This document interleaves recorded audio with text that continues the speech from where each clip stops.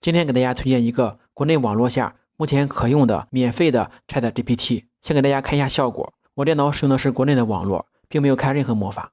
通过上面的测试可以发现 ，ChatGPT 不光能回答问题，也真具备写代码的能力。做一个简单的用户名密码登录表单，并用 CSS 美化，可以看出很快给出了答案，效果也还算不错。因为目前插件使用的是 GPT 3.0 的版本，所以数据并不是最新的。比如问电影，给出的还是以前的。或者问时间，他说还是2020年，但是也能感觉到人工智能的回答确实更自然。下面就说一下如何使用。为了给大家录完整的教程，我先把我的卸载掉，在搜索引擎搜索 VS Code， 打开官网，点击下载。VS Code 不仅支持 Windows， 也支持 Mac、Unix 系统。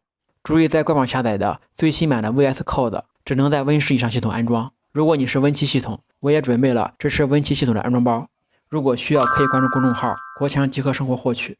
安装的过程，一直点下一步，点击完成就可以打开。刚打开，默认是英文的，点击左边这个标志，在搜索框中输入中文，点击第一个后面的安装。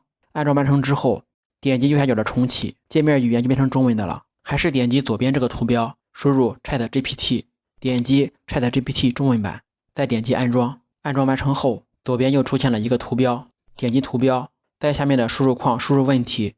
就可以愉快的跟人工智能玩耍了，而且回答的速度也还算挺快的。给大家看一下我提问的问题跟回答，感觉确实比之前使用关键词触发的回答要生动、准确、条理，内容也更丰富。